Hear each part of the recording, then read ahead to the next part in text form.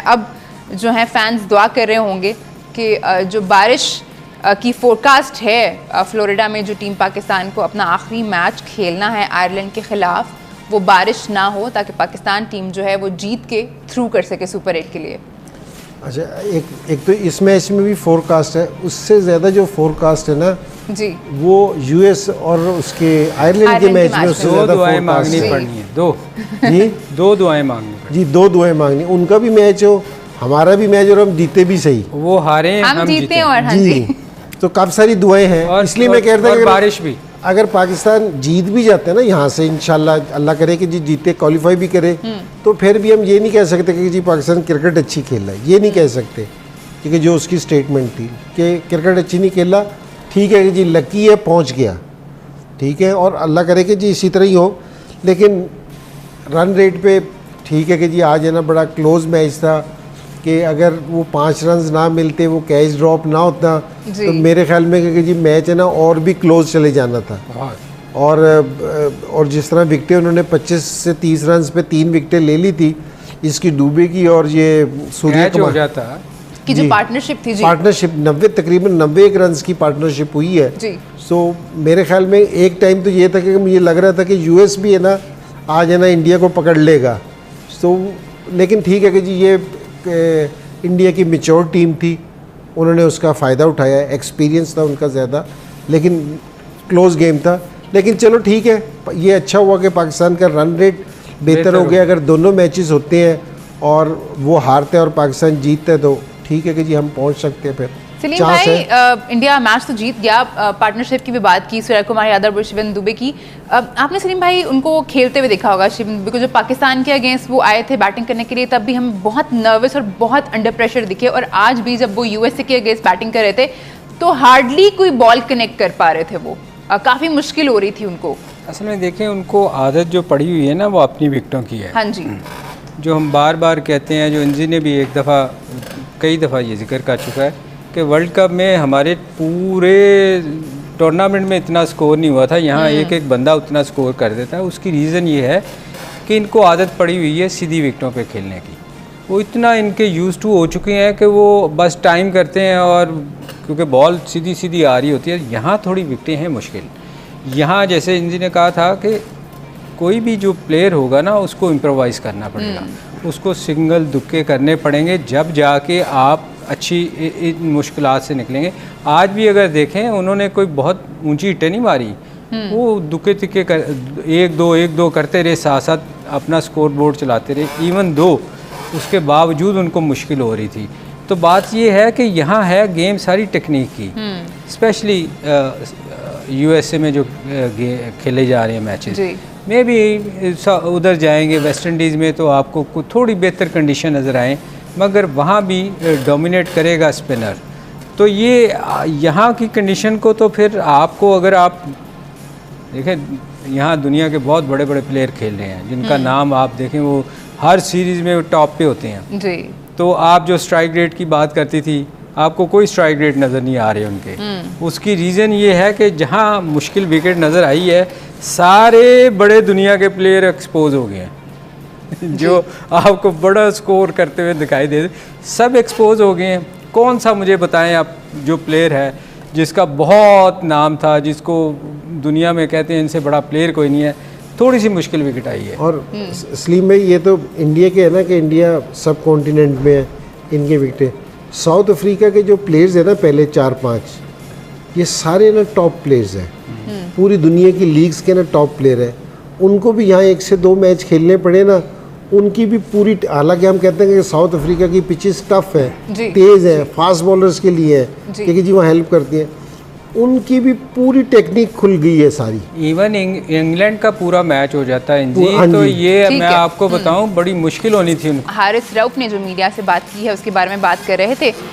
बाकी सारी बातें तो ठीक हैं, लेकिन एक चीज़ उनकी जिस पे मैं ज़रूर ओपिनियन लेना चाहूँगी अपने लेजेंड्स का, वो ये है कि उनका कहना है कि हमने क्रिकेट अच्छी खेली है। सलीम भाई, इससे कितना मुत्तफिक हैं आप इस बात से कि क्रिकेट अच्छी खेली है टीम पाकिस्तान ने? देखिए, उसकी नज़र में हो सकता है उसने अच्छी खेली हो, हम क्वालिफाई करने के लिए हम तरस रहे हैं और वो कह रहा है हमने क्रिकेट अच्छी खेली है। मेरा ख्याल वो चूँकि पिछली जितनी भी सीरीज़ थी उसकी इतनी अच्छी परफॉर्मेंस नहीं थी जी, तो यहाँ शायद उसने 3 आउट किए हैं, शायद उसको लेके वो कह रहा है कि मैंने परफॉर्मेंस अच्छी की है। देखें हमने कनाडा के ख़िलाफ़ 160 स्कोर चेज़ करवाया, नो डाउट हमने 120 पे भी हम फंसे रहे हैं, और फिर हमने एक्सपीरियंस होते हुए हमने आखिरी ओवर में 19 करवा दिया और उस टीम से हमने मैच हार गए। तो मुझे नहीं समझ आ रही कि अभी आप पता नहीं आपने वो सवाल करना है तो मैं उसका भी जिक्र कर लूँ, नसीम शाह ने तो कुछ और कहा है। हाँ जी, उस पर भी हमने बात कर ली है। इंजी भाई आप कितना मुत्तफिक हैं हारिस की इस बात से? अब ये उसकी असल में ना ये स्टेटमेंट है ना उसकी क्रिकेट की सेंस बता रही है।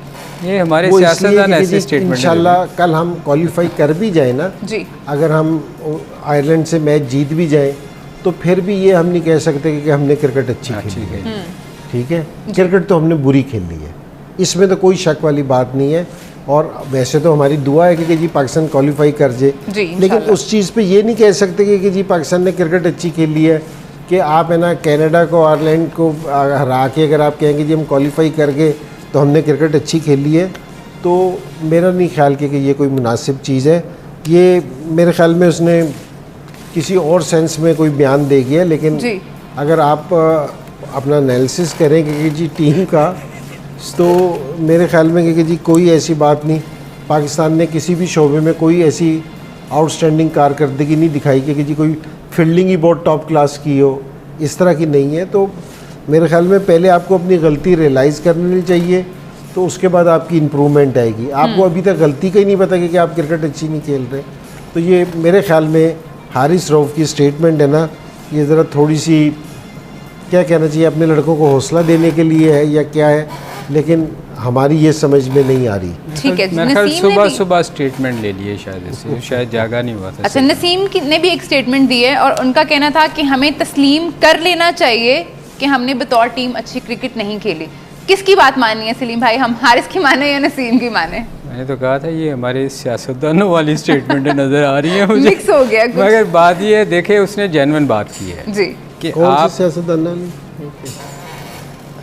क्रिकेट पे ही रहे जी, क्रिकेट का शो है तो मुझे निकलवाएगा रुलाएगा पगले। देखें उसने जेन्युइन स्टेटमेंट दी कि एक देखें हमने अच्छी क्रिकेट नहीं खेली, इसमें कोई शक नहीं। तो नसीम शाह ने तो बेचारे ने जो परफॉर्मेंस की है उसको तो फिर कहना चाहिए था कि मेरी बहुत अच्छी परफॉर्मेंस है, मैं तो बहुत अच्छी क्रिकेट खेला हूँ। तो जेन्युइन बात ये है कि आप एज ए टीम परफॉर्मेंस लेते हैं ना, आप ये तो नहीं लेते कि इंडिविजुअल मैंने 3 आउट कर लिए तो मैं कहूँ कि मैंने बड़ी अच्छी क्रिकेट खेली है, हम बस हमारे हक में चीज़ें नहीं गई। तो नसीम शाह ने देखे एज ए स्पोर्ट्समैन उसने जेन्युइन स्टेटमेंट दी है कि यार अच्छा नहीं खेले, ये हमें मानना चाहिए कि हमारी टीम अच्छा नहीं खेली। तो मेरा ख्याल है वो बेचारा शरीफ बच्चा है, उसको उसके दिल से जो वो कहते हैं ना बच्चे मासूम होते हैं, सही स्टेटमेंट दे देते आप उसको कहते हैं कि मासूम है, जो दूसरी स्टेटमेंट देते हैं उसको आप मानते नहीं हो। इंजी भाई वो मानने वाली है नहीं जी। अच्छा चलो आप बताओ मुझे कि क्या वो स्टेटमेंट ठीक है? नहीं ठीक तो नहीं है, जिसने ठीक दिया उसको आपने मासूम कह रहे हो फिर। नहीं वो बेचारा बच्चे मासूम होते हैं ना। नसीम उम्र में हारिस से काफ़ी छोटे हैं, लेकिन जो आपने बात की ना वो नसीम भी कह रहे हैं कि हम जो है प्रोफेशनल क्रिकेटर्स हैं, हमें हर तरह की कंडीशंस में खेलना चाहिए, कोई एक्सक्यूज़ नहीं देना चाहिए। तो ये कैसा इत्तेहाद है कि दोनों के बयान ही नहीं मिल रहे? नहीं ठीक है, दोनों की अपनी अपनी सेंस है। और दूसरी चीज़ ये है कि हारिस रऊफ़ है ना जी आप एक टीम के मुतल्लिक बयान दे दें कि जी हम वो ये समझ रहे हैं कि जी टीम अच्छा खेली है, चलो समझ आती है।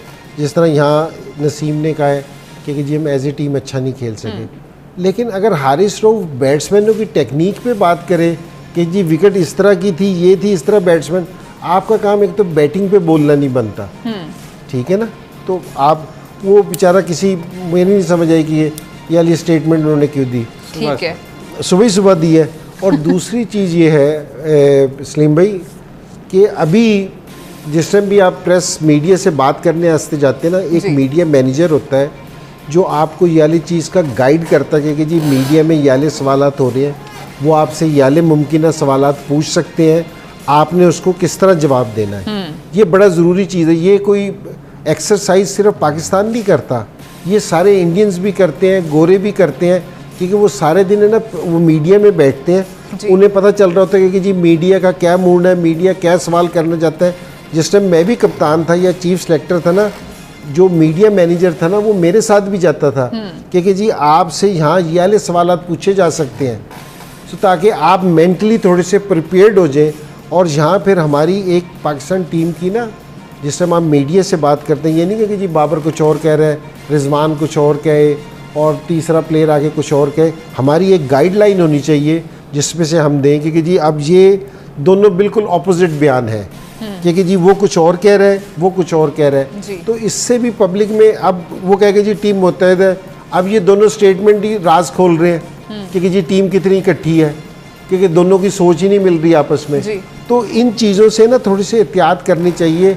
और अगर ये स्टेटमेंट्स दोनों ने दिए तो मीडिया मैनेजर से पूछना चाहिए कि भाई ये क्या स्टेटमेंट प्लेस दे रहे हैं, आप किस चीज़ की गाइडलाइन, किस चीज़ की आप दे रहे हैं गाइडलाइन। कम से कम आप मीडिया में तो ये शो करें कि आप एक पेज एक है। और आप अब ये देना वो पहले वाला दौर नहीं रहा, 20-25 साल पहले वाला।